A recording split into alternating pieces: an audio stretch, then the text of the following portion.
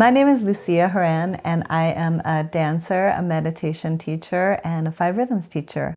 I was born and raised here in Big Sur, California, most specifically at Esalen Institute, where my parents were the part of the original community there. So both my sister and I were born at home in the Jade House on the property of Esalen. So this is my home where I'm from, where I'm born and raised, but also now in my 40s where I've chosen to return to with my own family. When I was around 12, I became very fascinated with what Gabrielle was doing, and I had been in and out of the rooms a lot, but I told my mom I wanted to go be with her, and so she said, "Wonderful, go be with her as much as you want."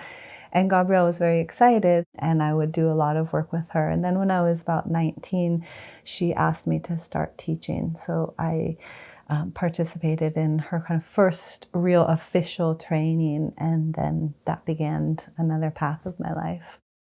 Her whole life was dedicated to understanding the human experience through movement. Where does it get stuck? Where does it stagnate? Where does it move? How does it get shut down? Where does the creative process stop? And then being vulnerable enough to identify those places and say, hey, I'm not weak here. I just need some strengthening here. So she had this all of her maps were her systems of understanding the human experience through the way that it moves. This is a system which helps people navigate the internal and external terrains of life. It gives people a language in which to use and communicate that experience. And then also teaches a very, very important piece, which I think is missing in our culture, but probably throughout many cultures, which is the relationship to the emotional intelligence and how emotion it works for us and against us, and also how it transforms.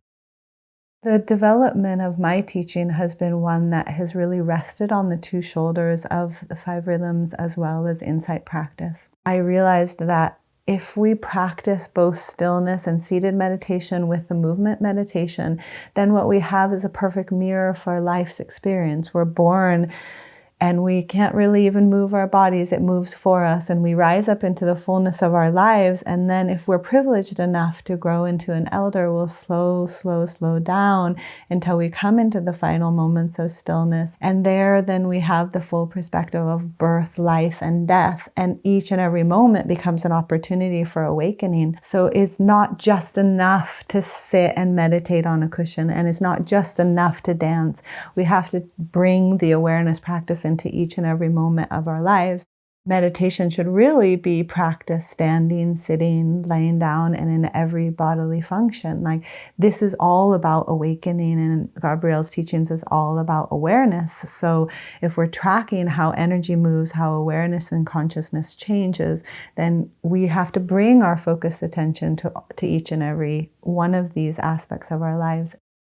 If you're going to take things apart and you're going to catalyze really deep, chaotic states which help to break down old patternings, which is really at the root of where a lot of the change comes from. You can't have the change if you haven't broken a lot of those systems down.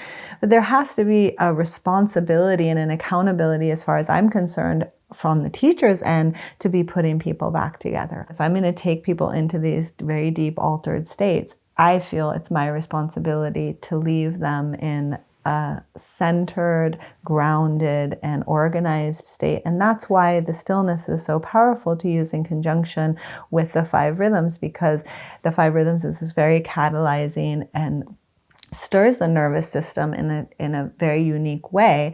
And the stillness and the seated practice allows for the nervous system to settle and quiet and reboot, so that when people are leaving, they're leaving from a grounded and settled place, rather than feeling thrown up back into the universe to deal with it all on their own. The breath never stops. right? So the movement in a way never stops from the moment you're born until the moment you die. So in a way, the idea of the consciousness that the metaphor of dance brings to all of life, not just this one exercise or this one yoga mat or this one dance floor. It's like, no, you don't get out that easy. You've got to bring it everywhere. So I like that it holds that larger perspective. And then as people leave the practice space, they really take that into their daily life and daily practice. And that's where the rubber meets the road. How does this affect you? How does it affect your home, your relationships, your families, your workplaces? The dance has threaded every relationship in my life together because it is the primary course of my life. So my marriage, my family, my siblings, my own child, of course, this is what she loves more than anything. So usually our day starts with a dance party.